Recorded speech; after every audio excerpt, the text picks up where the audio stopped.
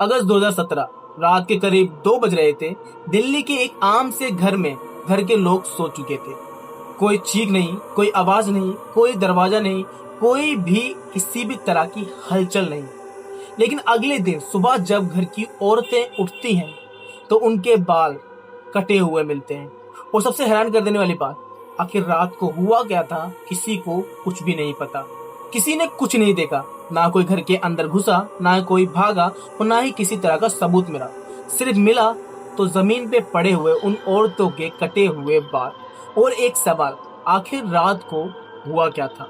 शुरू में लोगों ने सोचा कि शायद एक अलग तरह की किसी तरह की घटना हुई होगी, लेकिन कुछ हफ्तों में ये राजस्थान के अंदर, हरियाणा के अंदर, दिल्ली के काफी शहरों में और कश्मीर में यही अफवाह सुनाई गई। यही घटना होती रही। कई औरतें इस चीज से डरती रही और कई औरतें इस चीज की शिकार हुई। कश्मीर से एक खबर आई, हर जगह एक ही कहानी चल रही थी। महिला सोती है, सुबह उठती है और उसकी चोटी कटी हुई मिलती है। किसी ने किसी भी तरह का कोई हमला महसूस नहीं किया, किसी ने किसी भी तरह का कोई आदमी नहीं देखा, कोई चीज नहीं देखी। और धीरे धीरे पूरे देश में ये घटना फैल गई और एक नाम सबकी जुबान पर था, चोटी कटवा।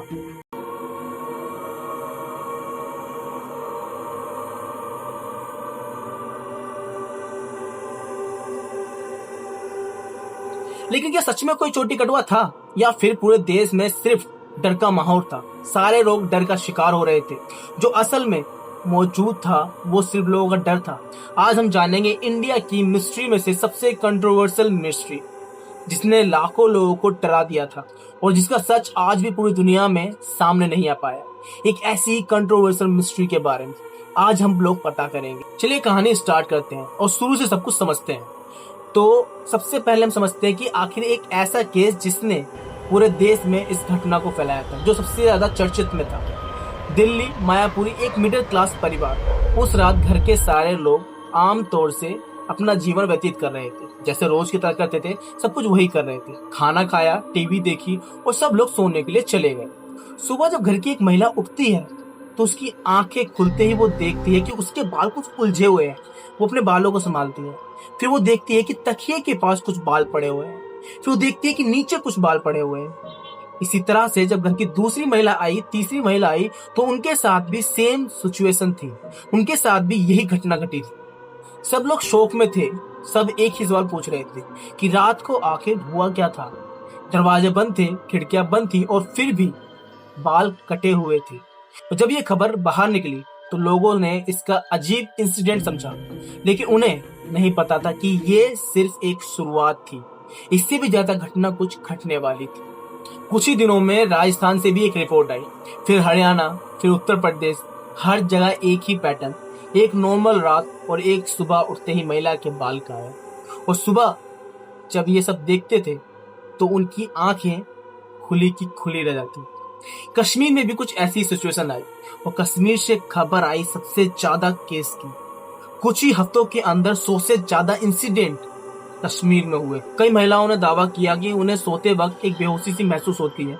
कुछ ने कहा कि हमें याद ही नहीं है कि रात को हुआ क्या था।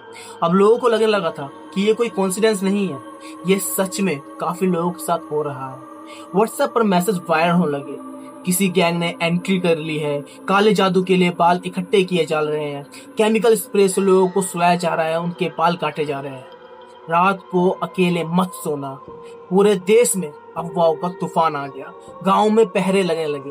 लिटरली सब लोगों के अंदर डर का माहौल बैठ चुका था। लाठियां लेकर लोग बाहर जाने लगे। हर अनजान व्यक्ति के ऊपर शक होने लगा और धीरे धीरे डर एक अफवाह से बदलकर नेशनल पैनिक बन गया। अब आती है पुलिस की बारी। पुलिस इन्वेस्टिगेशन शुरू की गई। हर स्टेट में एक टीम तैनात की गई।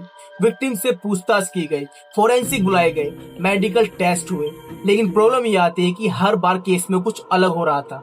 कोई सीसीटीवी फुटेज नहीं थी, कोई आई विटनेस नहीं था, कोई सस्पेक्ट नहीं था और कोई कॉमन एविडेंस सबके बीच में नहीं था। बस एक एविडेंस सबके बीच में था कि सबके बाल कट रहे हैं, वो भी रात को सोते टाइम। अब आप लोगों के मन में एक सवाल आ रहा होगा, और 2017 में भी लोगों के मन में वही सवाल आए थे कि क्या कोई गैंग ये सब कर रही है, या फिर कोई ब्लैक मैजिक कल्ट है जो अब एक्टिव हो चुका है, कोई क्रिमिनल लोगों के बेहोश करके उनके बाल काट रहा है, या फिर कोई केमिकल स्प्रे यूज किया जा रहा है। लेकिन हर थ्योरी में बस एक जगह जाकर टूट जाती थी। ना किसी गैंग का सबूत मिल रहा था, ना कोई केमिकल स्प्रे मिल रहा था, ना ही कोई केमिकल की कोई प्रूफ मिल रहा था, ना कोई ऑर्गेनिक नेटवर्क था। पुलिस जितनी इन्वेस्टिगेशन कर रही थी, लेकिन मिस्ट्री उतनी ही गहरी होती जा रही थी। अब ये कहानी और ज्यादा गहरी हो जाती है, ये मिस्ट्री और ज्यादा डार्क हो जाती है, क्योंकि लोगों ने कुछ इस तरह के दावे लगाने शुरू कर दिए थे। किसी ने कहा कि उन्हें एक साया दिखाई देता है, किसी ने कहा कि उन्हें एक बुजुर्ग औरत आसपास घूमते हुए दिखाई देती है, किसी ने कहा कि उन्हें एक आदमी भागता हुआ दिखाई देता है उनके आसपास। अब लोग डरने लगे थे, लोगों के मन में और भी ज्यादा डर बैठने लगा था। लेकिन अजीब बात ये थी कि जब पुलिस ने इस सब की इन्वेस्टिगेशन शुरू की, एक स्टेटमेंट बनाई, तो किसी का भी स्टेटमेंट मैच नहीं कर रहा था। कहानियां एक दूसरे से बिल्कुल अलग हो रही थी। कोई भी विटनेस दूसरे विटनेस की बात से एग्री नहीं कर रहा था। यानी यहाँ जो भी बातें बोली जा रही थी, या तो वो मनगढ़ंत थी, या फिर सबके साथ कुछ अलग ही हो रहा था। किसी से भी कोई भी मैच कहानी मिक्स नहीं हो रही थी। और सबसे अजीब बात, बहुत से लोग कह रहे थे कि उन्होंने कुछ भी नहीं देखा। यहीं से मिस्ट्री और ज्यादा उलझ जाती है, क्योंकि या तो लोग सच बोल रहे थे, या फिर डर ने उनकी बातों को उलझा दिया था, उनकी यादों को उलझा दिया था। अब कौन सच बोल रहा था, या फिर ये सिर्फ कहानियां हो रही थी, इसके बारे में आगे अगस्त 2017 तक सिचुएशन और ज्यादा सीरियस हो चुकी थी। हर टीवी चैनल पर सिर्फ एक ही खबर चल रही थी, चोटी कड़वा फिर से एक्टिव हो चुका है। महिलाओं में खौफ का माहौल, पुलिस भी परेशान है, प्राइम टीवी डिबेट्स होने लगे थे, स्पेशल रिपोर्ट्स चलने लगी थी, न्यूज़पेपर में हर इंसिडेंट की एक नई पब्लिश रिपोर्ट आने लगी थी। हर नए केस में एक डर का माहौल बढ़ता जा रहा था। लोग एक दूसरे से स्टोरियां शेयर करने लगे थे। व्हाट्सएप पर एडिट पोस्ट या फिर फेक वार्निंग्स ज्यादा शेयर होने लगी थी, ज्यादा वायरल होने लगी थी। और इन सब ने एक ऐसा काम किया जो हर बार ये सोशल मीडिया करता है, हर एक खबर को धीरे धीरे इतना बड़ा बना दिया कि रियलिटी कुछ और थी और असलियत में लोग सामने कुछ और आने लगा। तो अब समझते हैं कि इस डर के पीछे की सच्चाई क्या थी। हम लोग अब लॉजिक लाके देखते हैं, डर को साइड में रखकर। जब इन्वेस्टिगेशन शुरू हुई थी तो एक्सपर्टों ने बहुत ज्यादा इंटरेस्टिंग चीज सामने लाई। जितना ज्यादा मीडिया कवरेज बढ़ा रही थी, दिखा रही थी, उतनी ज्यादा रिपोर्ट सामने आ रही थी। साइकोलॉजी ने एक थ्योरी थी, मास हिस्टेरिया, यानी जब किसी अफवाह या फिर डर का असर इतना बढ़ जाए कि लोग अजीब घटना को भी अफवाह से जोड़ने लगे, तब होता है मास हिस्टेरिया। एक्सपर्ट के मुताबिक कई लोग जेन्युइनली बिलीव करने लगे थे कि उनके साथ कुछ हो रहा है, चाहे उसका एक्चुअल रीजन कुछ और ही हो।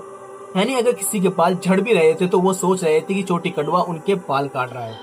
यानी डर डर को जन्म देता है और अफवाह अफवाह को।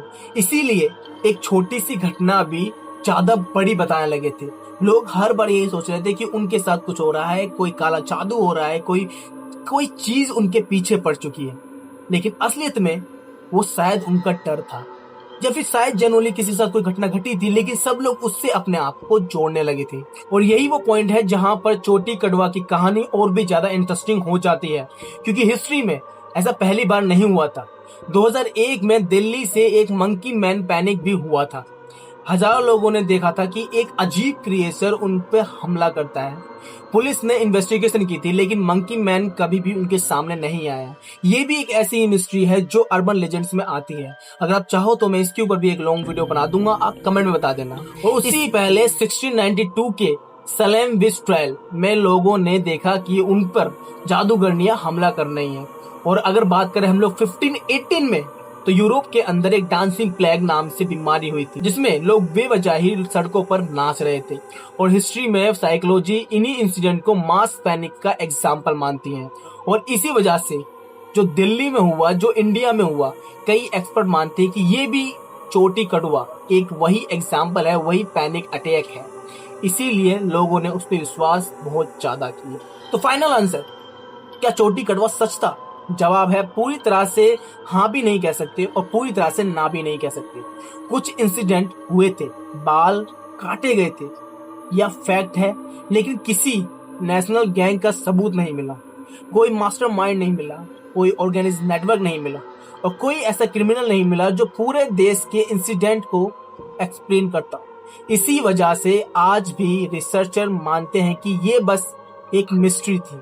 कुछ इंसिडेंट रियल में हुए थे, कुछ पर्सनल या फिर सेल्फ इन्फ्लिक्टेड में हुए थे और बहुत से इंसिडेंट मास पैनिक की अफवाह से हुए थे। यानी जिस चोटी कड़वा से पूरा देश डर रहा था, हो सकता है कि उसका सबसे बड़ा हथियार कोई चाकू या फिर कोई ब्लेड नहीं था, बल्कि डर खुद था। क्योंकि हर मिस्ट्री के पीछे एक क्रिमिनल नहीं होता। कभी कभी पूरी सोसाइटी मिलकर एक छोटी सी बात को बड़ा बना देती है, एक मिस्ट्री बना देती है जो सच भी हो सकता है और पावरफुल भी हो सकता है। और चोटी कड़वा शायद उसी कहानी का एक नाम हो सकता है और शायद इसीलिए आज तक किसी को नहीं पता कि 2017 में लोग जिस इंसान से डर रहे थे, जिस चीज से डर रहे थे, वो कोई इंसान था या फिर वो उनकी खुद की कल्पना थी।